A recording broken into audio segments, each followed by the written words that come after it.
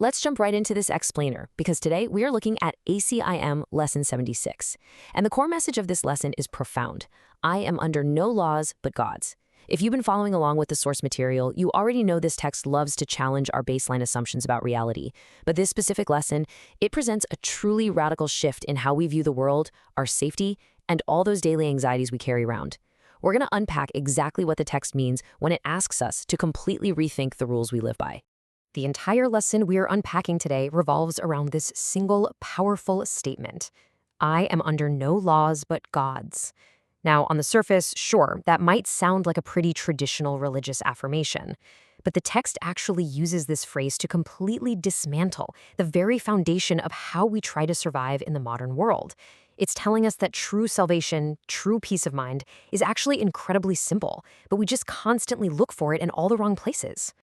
Which brings us to part 1, the illusion of worldly laws, and what really saves us. To figure that out, the text forces us to take a hard look at what it calls the senseless things we mistakenly believe will guarantee our safety. I mean, think about the massive catalog of rituals we build our lives around. Take economics, for example. The text strikingly points out the sheer insanity of believing you're going to starve unless you possess stacks of green paper strips and piles of metal discs, right? Or medicine, the belief that popping a small round pellet or having some fluid pushed into your veins through a sharpened needle is what truly wards off death. It even brings up the laws of friendship and reciprocity, where we literally think we are entirely alone unless another physical body is standing right next to us. We rely on money, on medicine, on transactional relationships, and we call them laws that absolutely must be obeyed to protect the body. But here is the crucial takeaway. By seeking safety in these meaningless external things, we don't actually find salvation. We just imprison ourselves. The text states it so clearly. While you would seek for it in things that have no meaning, you bind yourself to laws that make no sense. Because true safety doesn't actually exist in the physical world. We just end up living in constant, grinding anxiety, forever seeking security where it simply cannot be found.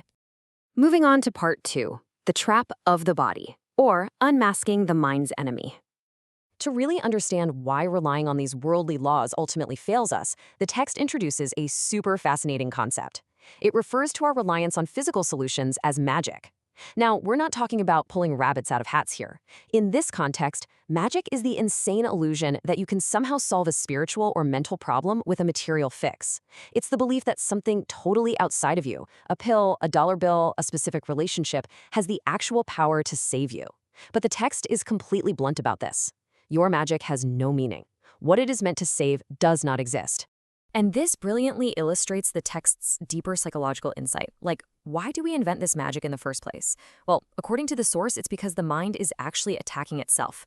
The sequence goes like this. First, the mind hurts itself. Second, the body suffers as a mask held up so the mind won't realize it is the victim of itself. The body's suffering is literally just a distraction.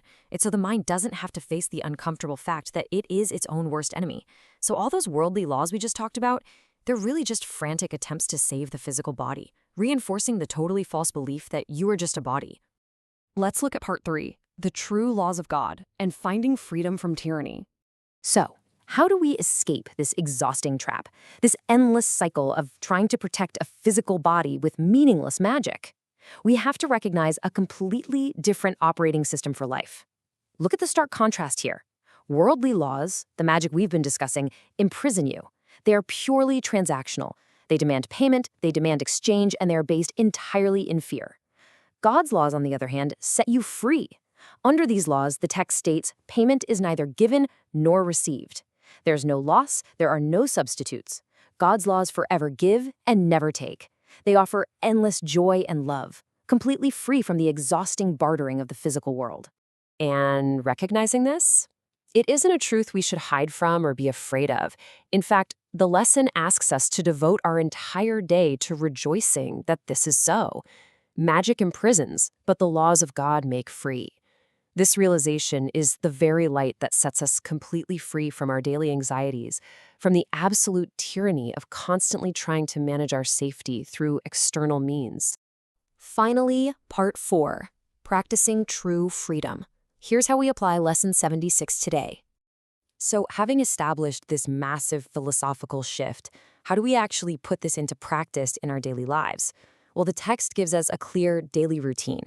First, we have to consciously dismiss our reliance on worldly magic, meaning we actively let go of the laws of economics or health we've been serving. Second, we have to hold our minds in silent readiness. We need to stop the frantic mental chatter of trying to solve our own problems all the time. And third, in that silence, we listen. We open our minds to hear the voice of truth, listening to the one who reminds us of the endless joy and safety that's actually provided under God's laws. The text is also very specific about the frequency of this practice.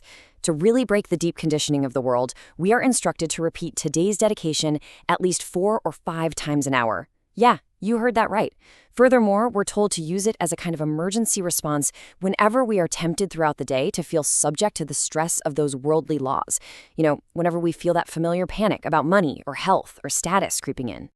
Repeating this phrase, "I am under no laws but God's," is our ultimate statement of freedom. It's our absolute declaration of independence from all danger and all tyranny.